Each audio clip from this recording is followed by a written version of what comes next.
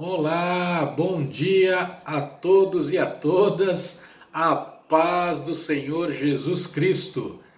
Eu sou o presbítero Marcelo Nogueira, da Igreja Lugar de Vida, o Brasil para Cristo em Vila Maria. E hoje iremos ministrar mais uma aula aos nossos amados adolescentes, por meio da lição número 12, que intitula-se Tá na hora de crescer. Porém, antes de darmos prosseguimento, vamos agradecer a Deus. Senhor meu Pai, Senhor Deus Todo-Poderoso, Senhor Jesus Cristo, Filho de Deus, Espírito Santo de Deus, a Ti honra, a Ti glória, a Ti majestade, a Ti todo poderio, a Ti a nossa gratidão, a Ti toda onipotência, onisciência. Ó Deus Todo-Poderoso, obrigado por esta oportunidade maravilhosa que o Senhor está nos dando de aprendermos mais um pouquinho da sua mensagem, da sua lição, daquilo que o Senhor tem reservado a cada um de nós, Pai.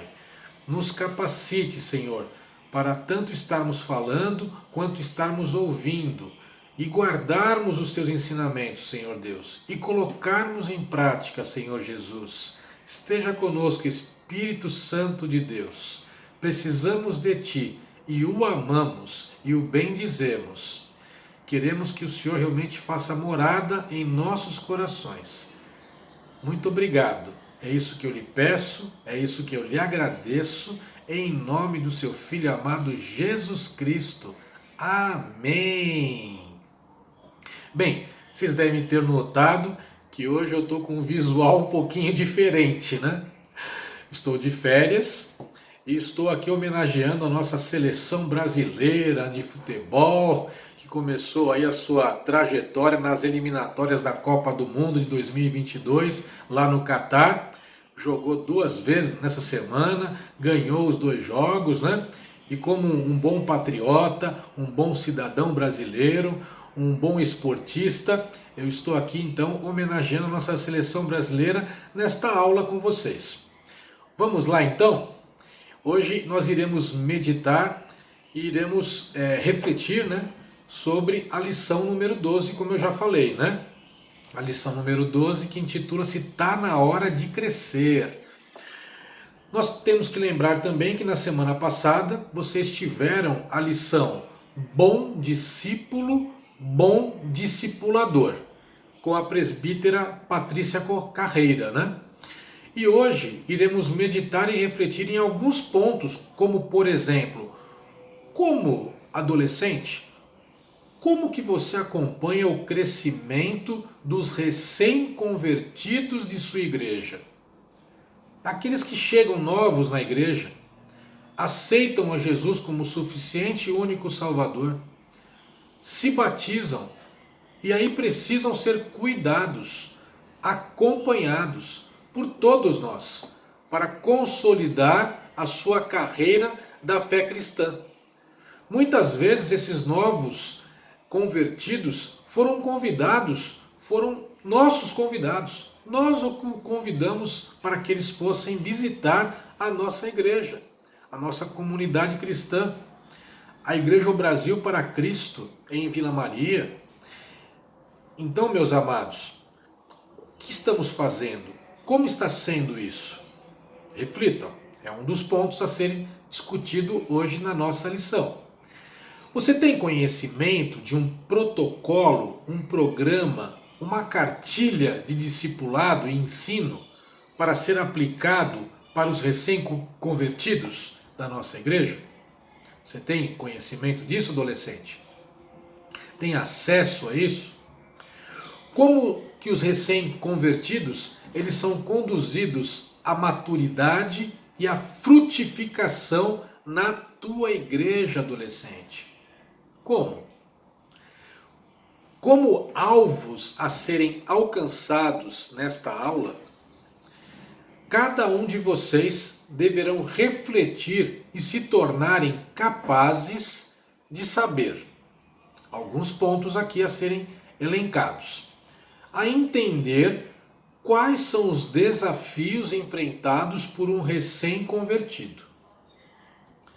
A compreender a importância da leitura bíblica do discipulado, do ensino e do evangelismo, pregar o evangelho de Jesus Cristo.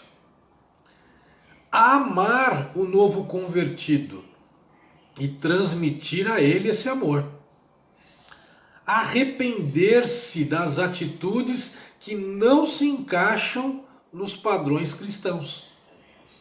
A perceber a importância da vida devocional diária, a leitura bíblica e a oração para o crescimento cristão. A desejar que amigos e familiares não crentes possam experimentar o amor de Jesus e orar a Deus por esse propósito. A obedecer às regras e os padrões exigidos pelo Senhor Deus. A ler a Bíblia constantemente e diariamente. Escolher livros e versículos bíblicos. Eu sugiro que vocês começarem pelo Novo Testamento, inclusive, adolescentes. A pregar o Evangelho por meio de palavras, ações e orações. Bem, esses são os pontos onde nós iremos traçar os nossos comentários e a nossa aula ela vai convergir em volta e em torno desses assuntos. A base bíblica desta aula de hoje está em 1 Timóteo, no capítulo 4, entre os versículos de 12 a 16. E assim diz a palavra do Senhor: não deixe que ninguém o despreze por você ser jovem, ou até adolescente, no caso de vocês, né, adolescentes? Mas, para os que creem, seja um exemplo na maneira de falar, na maneira de agir, no amor, na fé e na pureza. Enquanto você espera a minha chegada, dedique-se à leitura em público das Escrituras Sagradas, à pregação do Evangelho e ao ensino cristão.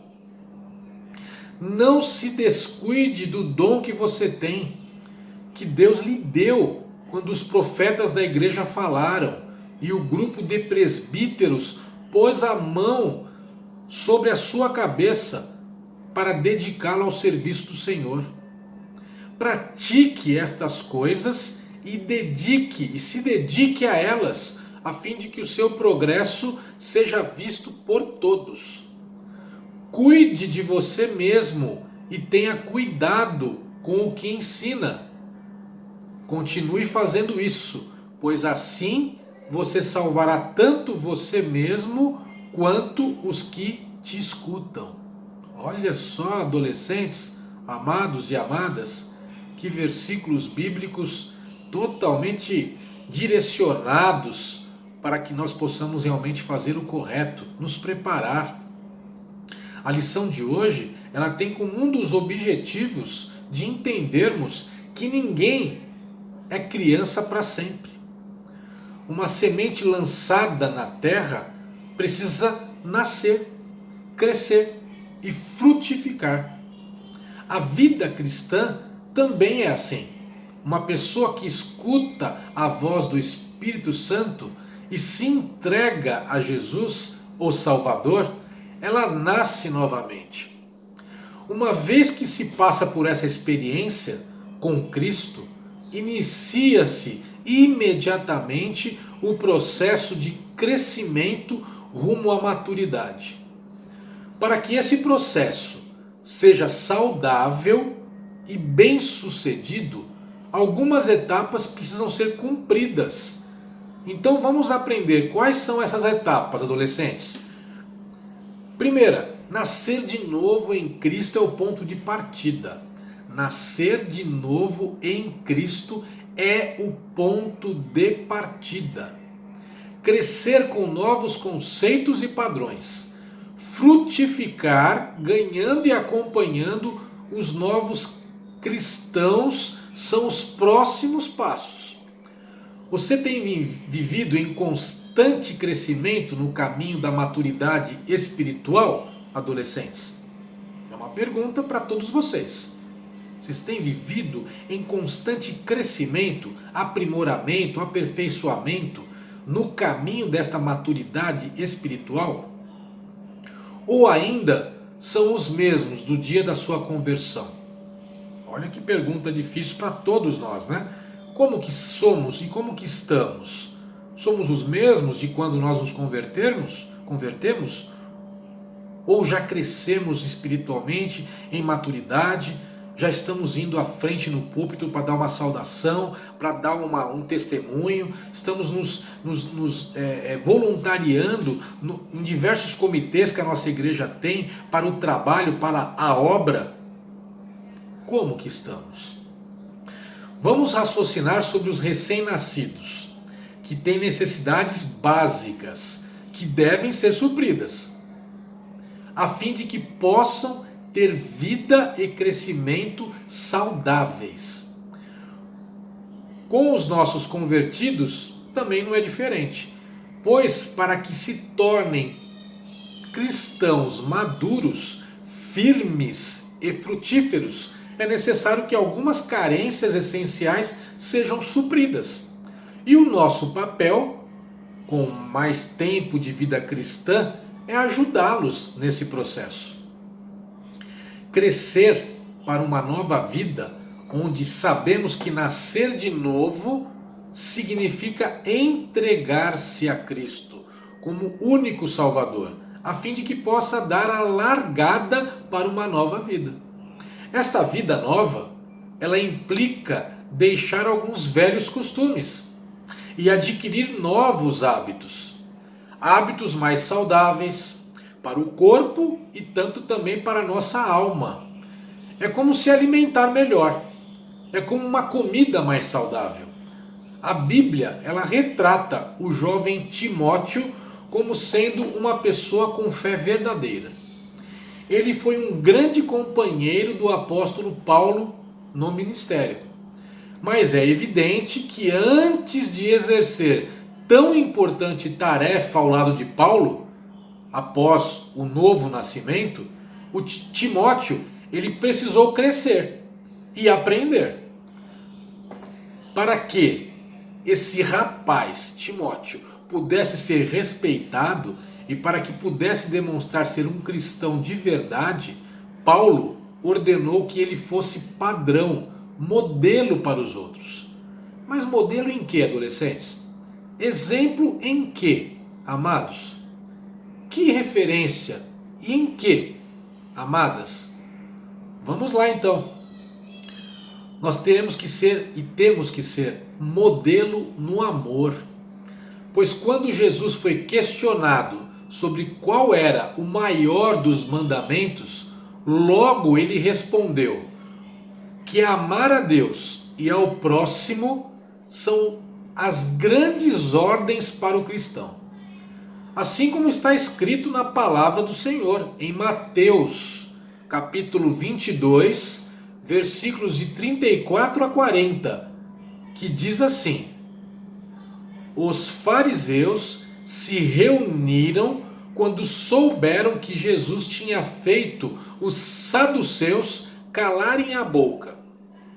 E um deles, que era mestre da lei, querendo conseguir alguma prova contra Jesus, perguntou: mestre, qual é o mais importante de todos os mandamentos da lei? E Jesus respondeu: ame o Senhor, seu Deus, com todo o coração, com toda a alma e com toda a mente. Este é o maior mandamento e o mais importante. E o segundo mais importante é parecido com o primeiro: ame os outros como você ama a você mesmo. toda a lei de Moisés e os ensinamentos dos profetas se baseiam nestes dois mandamentos. Temos também que ser exemplo no falar, né? Como está em Tiago, que escreveu em sua carta, que o homem domine a própria língua, ele será um homem perfeito. Isso está escrito lá em Tiago 3, no versículo 2. E quando se nasce para Cristo, a língua, ela precisa passar por uma reforma, por um conserto, por um policiamento constante. Pois não cabem mais na nossa boca, no nosso falar, na nossa língua, né? Mentiras, fofocas, gritarias, palavrões e males que vêm pelo mau uso desse pequenino órgão chamado língua e boca grande. Elas têm que se tornarem sábias, respeitosas e inteligentes para ouvirmos mais e falarmos menos. E só falarmos quando pudermos edificar, ensinar, exortar e ajudar alguém. Amar alguém através das palavras. Temos que também ser referência na fé, pois sem fé é impossível agradar a Deus. Está escrito lá em Hebreus, no capítulo 11, no versículo 6. E fé é certeza do que se espera e a certeza do que não se vê. Isso está escrito lá em Hebreus, no capítulo 11, no versículo 1. Enxergar a vida por meio dos olhos da fé passa a ser um desafio para o jovem cristão. Olha só, hein? Temos que ser modelo no proceder também, adolescentes. O novo cristão, ele foi criado para novas e boas obras, como está escrito lá em Efésios, no capítulo 2, no versículo 10. Atitudes que faziam parte da velha vida devem ser abandonadas. Como, por exemplo, podemos mencionar algumas, né, adolescentes? As notas baixas, a cola nas provas da escola, as roupas curtas e sensuais, a briga no futebol, a internet mal usada para navegar em sites com conteúdos proibidos e pecaminosos, entre tantas outras atitudes que devem ser deixadas para trás, a fim de que se alcance o padrão exigido para o novo e bom cristão, aquele que será aprovado por Deus. Temos que ser modelo na pureza. Olha só, mais um tópico aqui, né? Não contaminar a sua mente com o que é sujo, com o que vem do mundo, conseguir caminhar no meio de pessoas pecadoras e até lugares contaminosos, sem se contaminar, né? Sem se prostituir, sem se vender, sem sair influenciado e seduzido pela concupiscência, tanto dos olhos quanto da carne. Nós devemos crescer, então, a partir da nossa conversão, do nosso aceite a Jesus Cristo como nosso único Salvador, como nosso suficiente Salvador, com novos conceitos, não é, adolescentes? Uma vez que você aceitou o modelo de vida que é proposto por Cristo e iniciou o seu próprio desenvolvimento baseado em um novo modelo, é hora de conhecer as regras que devem ser cumpridas. Tem regras para tudo. Regras para a escola, regras para dentro de casa, regras cristãs, regras para o serviço, para o emprego, regras para tudo. Regras é excelente, é bom, é necessário para o nosso desenvolvimento, aperfeiçoamento, para que nós possamos exercer tanto a nossa fé quanto o respeito pelas pessoas e pelas coisas. O problema é que às vezes o recém-convertido, ele deseja andar direito, mas ele não sabe como. Da mesma forma que há maneiras de se saber as regras a serem aplicadas em um jogo de videogame, por exemplo, ou como se vestir para uma festa. Há também bons meios de se entender quais são as regras de conduta através desses exemplos para um novo cristão. Então vamos lá, hein? Vou elencar aqui algumas destas regras de boa conduta para um novo cristão. Primeira, bons livros. Estão à disposição dos cristãos bons livros sobre temas importantíssimos da fé cristã, que devem ser lidos e compartilhados esses livros. Segundo, entretanto, sabemos que a melhor leitura para um bom cristão é a Bíblia Sagrada. É verdade que existem meios importantes, mas há um que é imprescindível. Não é possível se crescer, aprender e guardar os novos conceitos sem a Bíblia Sagrada. Timóteo foi advertido por Paulo a que não esquecesse as sagradas letras, pois toda ela é útil para o ensino. Isso está escrito em 2 Timóteo, no capítulo 3, entre os versículos de 14 a 17. A Bíblia, meus irmãos, minhas irmãs, ela é composta, e todos sabemos, né? Acredito eu, aqueles que não sabem, então vamos ouvir agora como que ela é composta. Por 66 livros, divididos em 2 grandes blocos, conhecidos por Velho e Novo Testamentos, que são subdivididos em 1189 capítulos, que por sua vez se subdividem em 31.103 versículos. Foi escrita por dezenas de autores diferentes, durante muitos séculos, sem apresentar nenhuma incoerência, nenhuma contradição. Tem como enredo central a vida do Deus homem, que deixou toda a glória para viver como cada um de nós.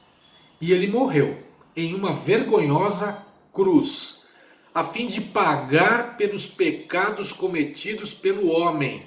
E ao final, ele venceu a morte, ressuscitando ao terceiro dia. Glórias a Deus por esse feito, por esta oportunidade de ter vencido a morte, ressuscitado, levado cativo, todo o cativeiro. Há muitos séculos a Bíblia é o livro mais lido pela humanidade e a obra mais vendida do mundo. Aconselha-se então uma leitura diária, e para que os que estão começando, é bom que a leitura seja iniciada pelo Novo Testamento, especialmente pelos Evangelhos. Se for escolher um livro da Bíblia, do Novo Testamento, para iniciar essa leitura, adolescente, novo convertido, que seja o Evangelho de Marcos, pois é o mais curto e o mais dinâmico. Defina um momento por dia para os devocionais. Separe todo dia um tempo para orar e ler a Bíblia individualmente, com calma, com silêncio, com concentração, com amor, com respeito,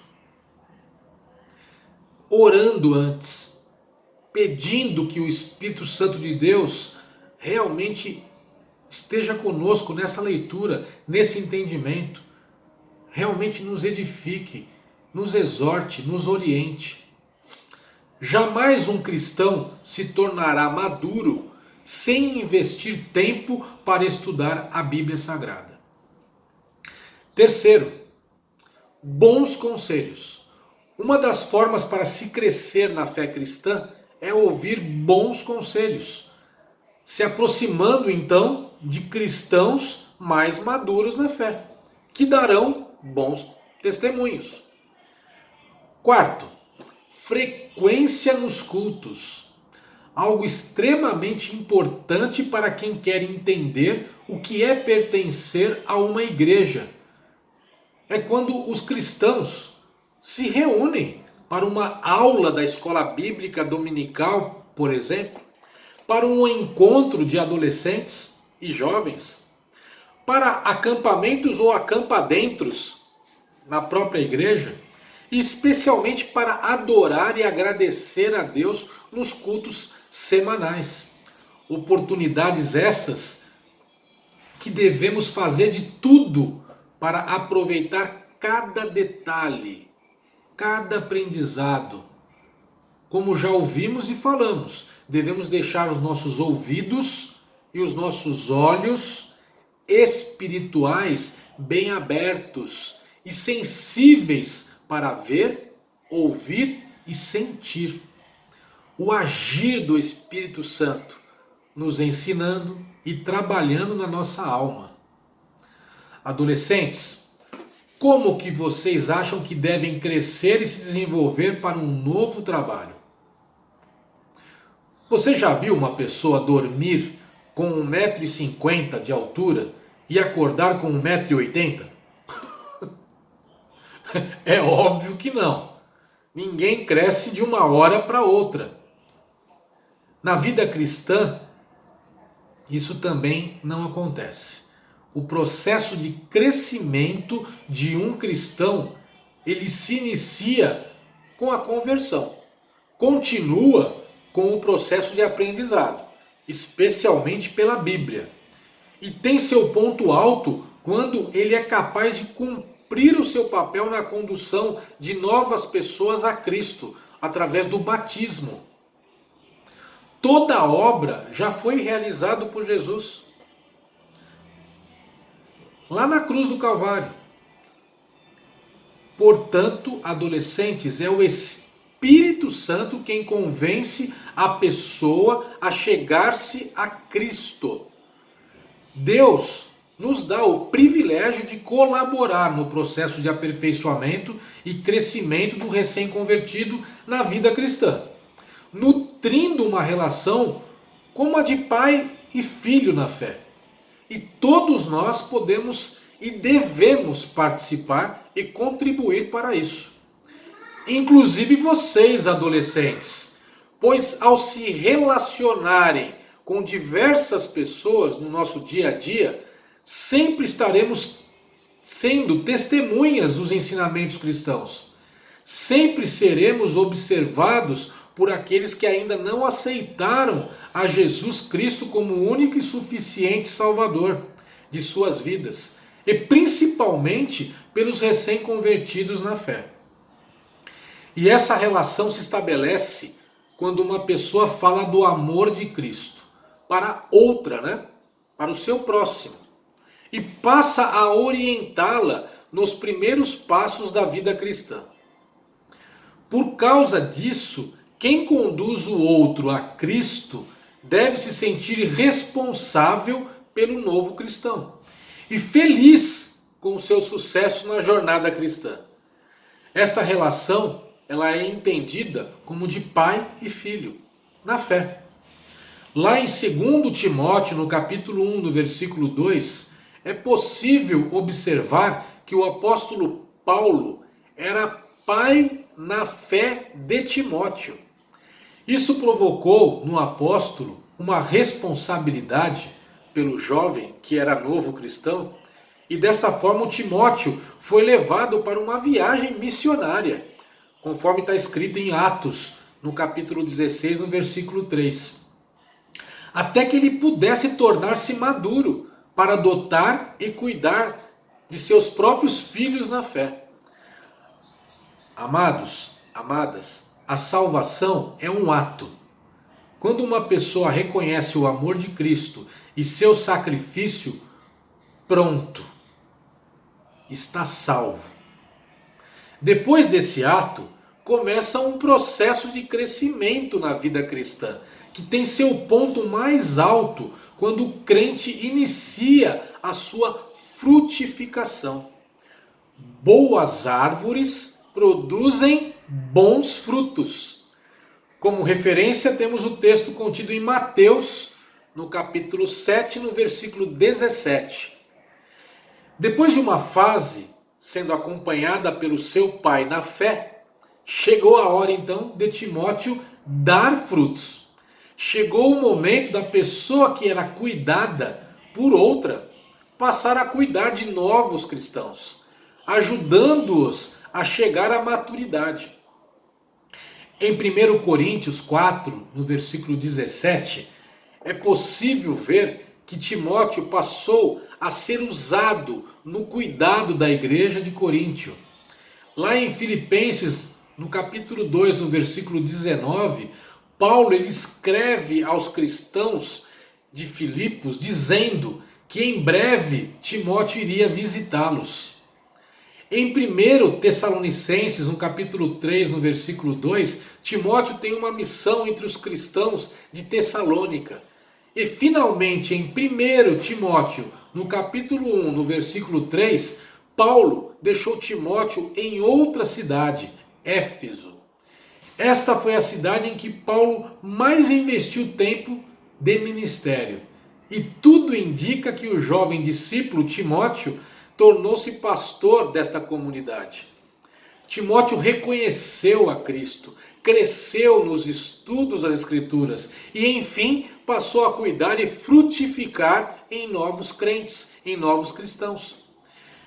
E você, meu amigo e minha amiga adolescente? E você, meu irmão, minha irmã em Cristo? Em que fase da vida cristã que você está? Em que fase que estamos da nossa vida cristã? Você já está frutificando? Ou você ainda está crescendo?